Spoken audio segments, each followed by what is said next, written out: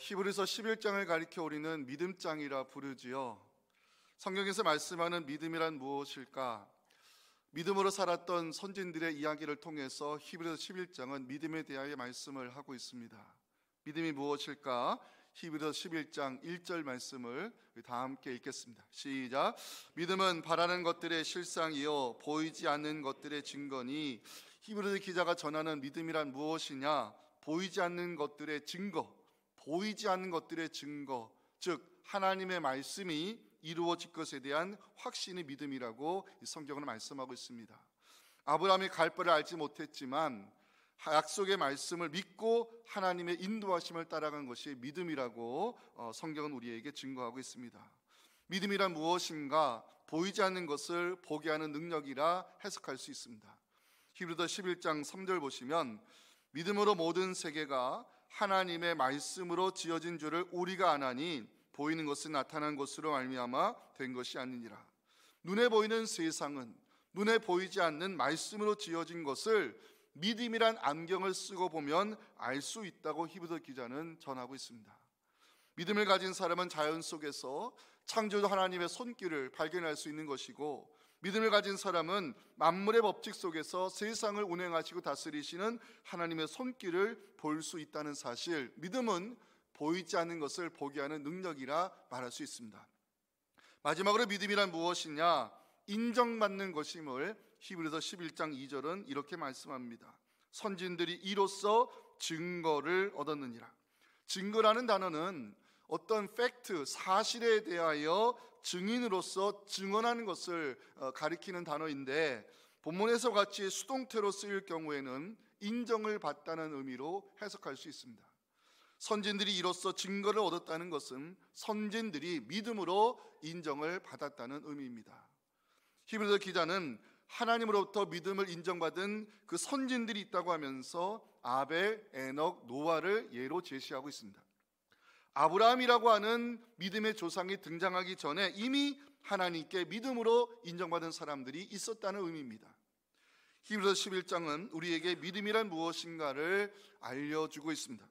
믿음이란 하나님의 말씀이 이루어질 것에 대한 확신, 믿음이란 보이지 않는 것을 보게 하는 능력, 믿음이란 하나님께 인정받는 것임을 성경이 말씀하는 믿음의 본질로 여러분들 이해하시면 좋을 것 같습니다. 이제 우리가 관심을 가져야 될 것이 있습니다. 어떻게 하면 우리도 선진들처럼 믿음으로 하나님께 인정을 받을 수 있는가의 문제입니다. 목회자의 신분을 가지면, 장로, 집사, 권사의 직분을 받으면 하나님이 우리를 믿음의 사람으로 인정해 주실까요? 헌금을 많이 하고 교회 봉사를 열심히 하면 우리의 믿음이 인정받을 수 있을까요? 하나님의 관심은 거기에 없다고 히브리서 기자는 증거하고 있습니다. 하나님께 인정받는 믿음이 무엇인가를 히브리서 기자는 믿음의 선지라 부르는 아벨, 에녹, 노아를 통해 우리에게 보여주고 있습니다. 믿음장이라 부르는 히브리서 11장을 읽어보시면 모두 16명의 이름이 정확하게 등장을 하고 있는데, 이들은 어떻게 해서 명예전당이라 부르는 히브리서 11장에 그 이름을 올릴 수 있었을까요? 이들은 어떻게 해서 하나님께 인정받는 믿음의 선진들이 될 수 있었을까? 오늘은 우리 안수집사 헌신예배를 하나님께 드리는 날입니다. 이 말씀 듣는 여러분들 모두 하나님께 인정받는 믿음의 사람 되어서 우리 교회 역사에 자랑스러운 이름으로 남을 수 있기를 주님의 이름으로 축원합니다. 우리 첫째 우리 메시지를 함께 읽겠습니다. 시작. 하나님께 인정받는 믿음의 사람이 되기 위해서는요, 좋은 예배자가 되어야 한다고 성경 우리에게 말씀합니다. 자, 4절인데 4절 말씀이 중요합니다. 함께 읽겠습니다. 시작. 믿음으로 아벨은 가인보다 더 나은 제사를 하나님께 드림으로 의로운 자라 하시는 증거를 얻었으니 하나님이 그 예물에 대하여 증언하심이라. 그가 죽었으나 그 믿음으로써 지금도 말하느니라. 아멘. 제가 아까 히브리서 11장에는 총 16명의 이름이 등장한다고 말씀을 드렸는데, 명예전당에 기록된 이름 중에 가장 먼저 등장하는 사람은 아벨입니다. 아벨의 이름이 제일 먼저 언급됐다는 것은 하나님은 아벨의 믿음을 누구보다도 인정하셨다는 의미로 해석할 수 있습니다. 아벨의 믿음을 하나님이 인정하시는 이유가 뭘까? 더 나은 제사를 하나님께 드렸기 때문이라고 오늘 4절은 우리에게 말씀하고 있어요. 더 나은 제사, 더 나은 제사. 그러면 하나님 보시기에 더 나은 제사가 있고 그렇지 못한 제사가 있다는 사실을 알려주고 있는데, 창세기는 아벨과 가인의 제사를 통하여 그 이유를 알려주고 있습니다. 아벨과 가인의 제사를 비교하기 위해서는 창세기 4장으로 돌아갈 필요가 있는데요, 제가 창세기 4장 2절부터 4절까지 읽을 때 이 말씀을 주목해 보시기 바랍니다. 그가 또 가인의 아우 아벨을 낳았는데 아벨은 양치는 자였고 가인은 농사하는 자였더라. 세월이 지난 후에 가인은 땅의 소산으로 제물을 삼아 여호와께 드렸고 아벨은 자기도 양의 첫 새끼와 그 기름으로 드렸다는 기록이 있습니다.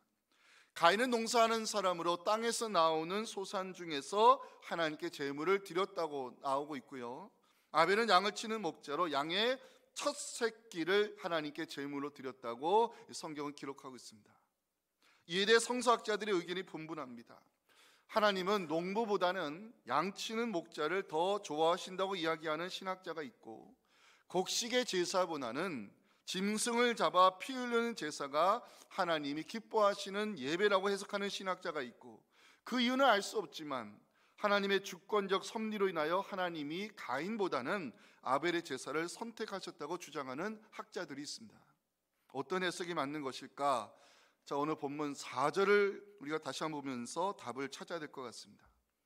믿음으로 아벨은 가인보다 더 나은 제사를 하나님께 드림으로 의로운 자는 지시는 증거를 얻었으니 하나님이 그 예물에 대하여 증언하심이라고 성경은 기록하여, 하나님이 그 예물에 대하여 증거하고 있다.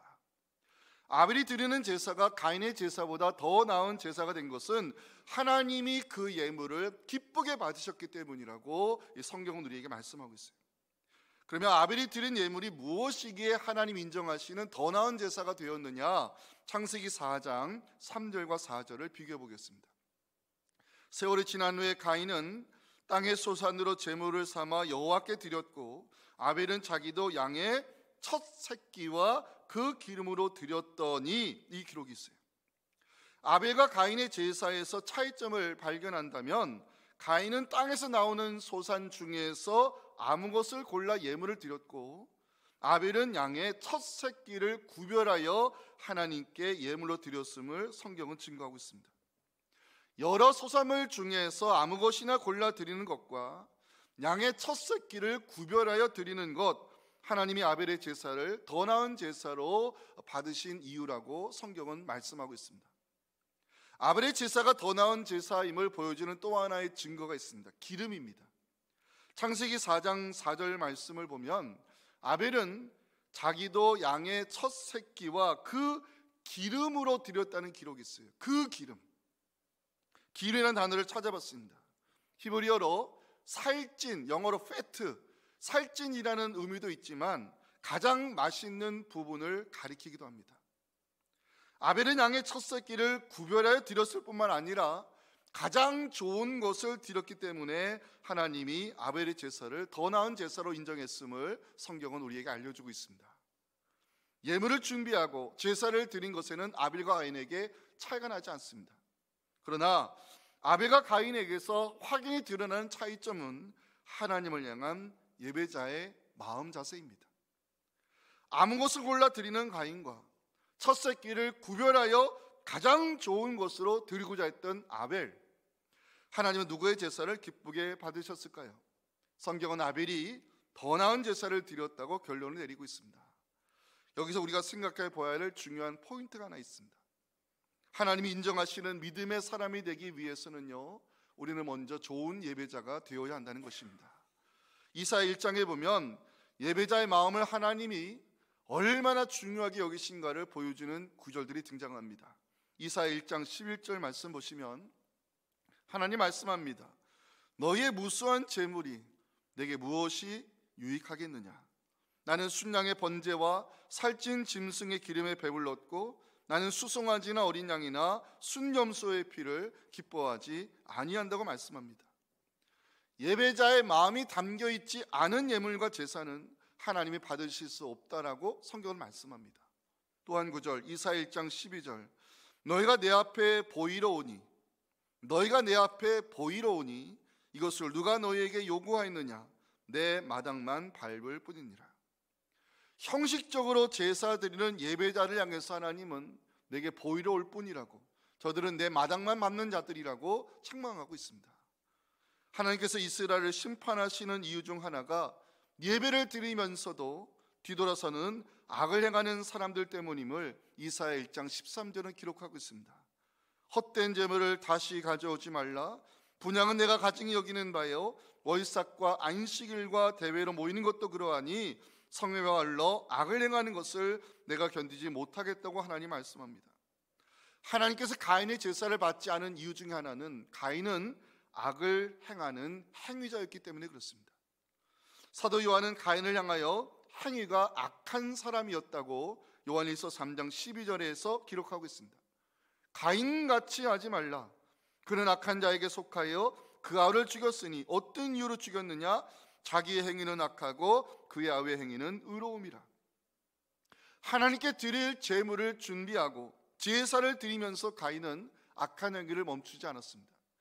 가인의 악한 행위는 형제 살인으로 이어졌고요, 하나님께서 가인의 준비한 제사를 받지 않은 이유가 되어버렸습니다. 하나님은 마음의 중심을 보시는 분이시기에 행위가 악한 가인의 제사는 물리치시고 하나님을 위하여 가장 좋은 것을 구별하여 바쳤던 아벨의 제사는 기쁘게 흠양하셨습니다. 우리는 여기서 예배자의 마음이 얼마나 중요한가를 깨달을 수 있습니다.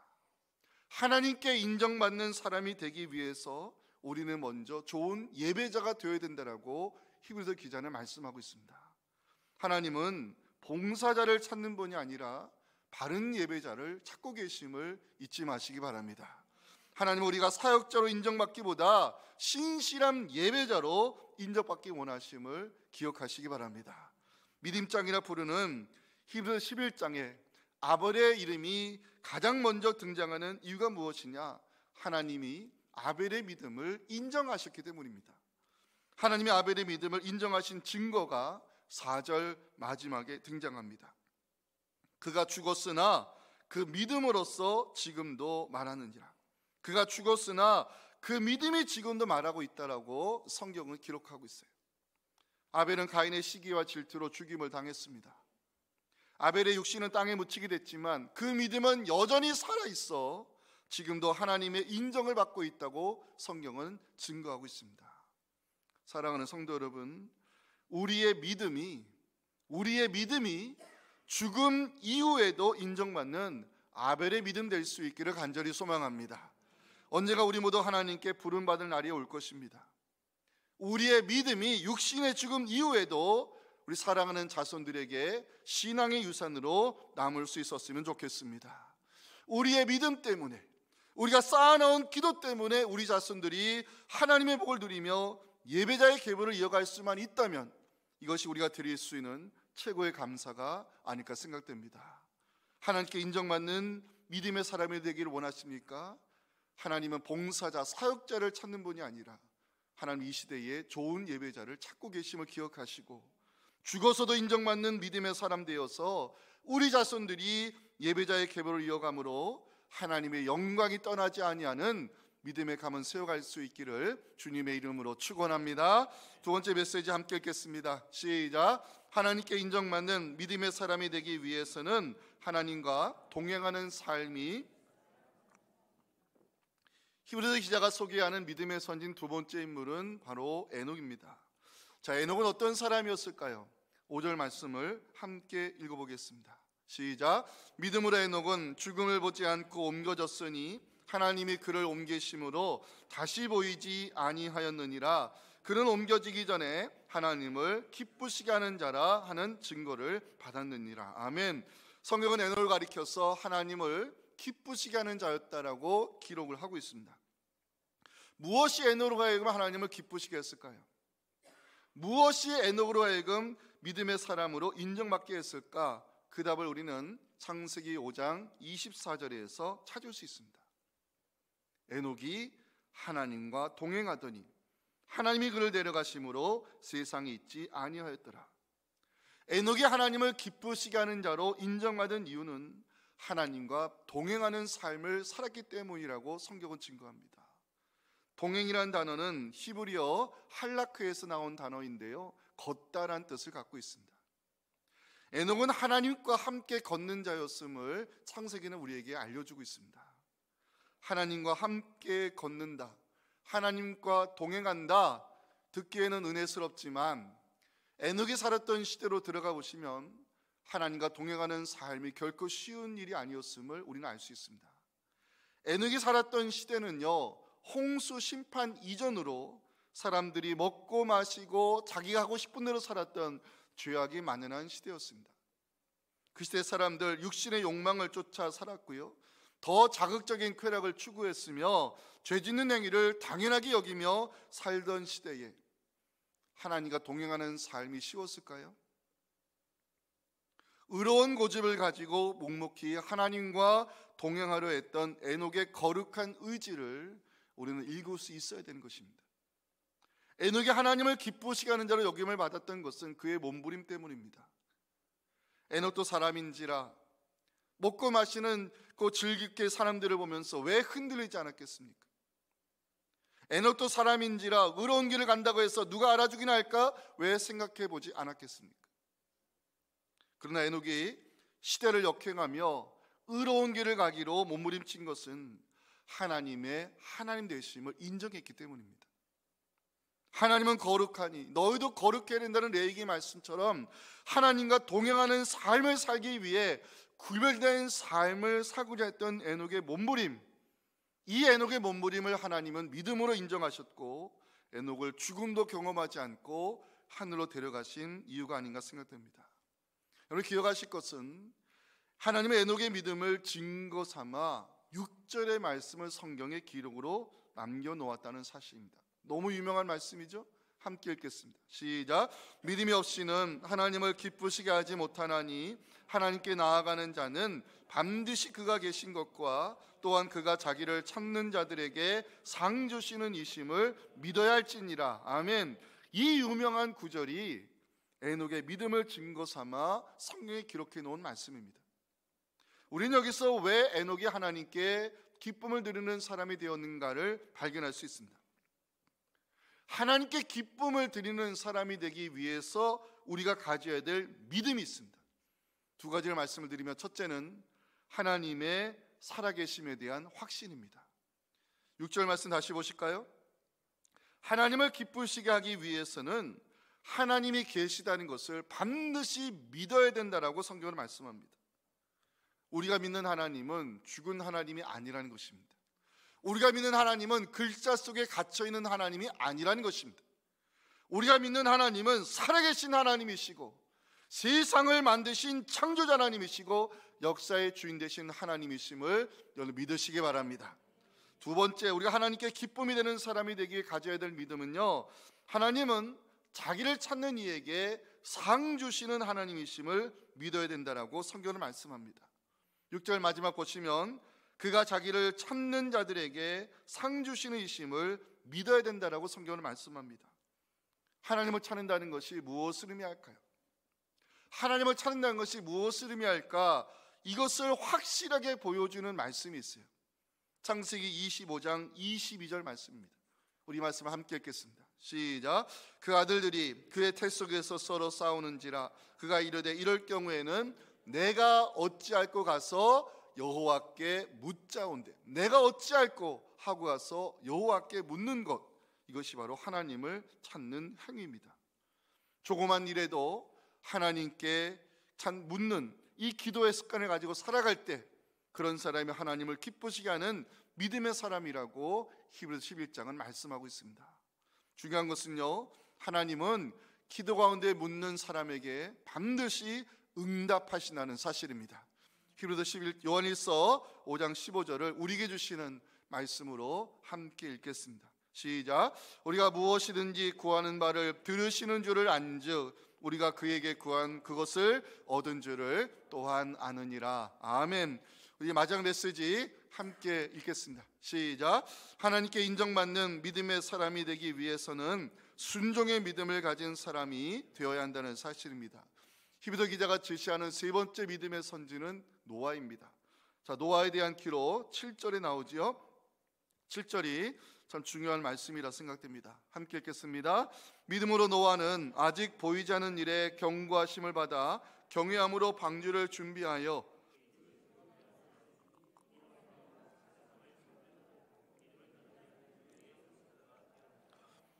하나님께서 노아에게 홍수에 대한 심판을 준비하기 위하여 방주를 지으라 말씀했어요.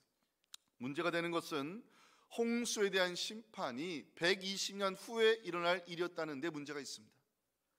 사람들이 먹고 마시고 즐기는 시대에 확실히 알 수 없는 그 미래의 장래를 위하여 120년의 시간을 헌신한다, 결코 쉬운 일 아닙니다.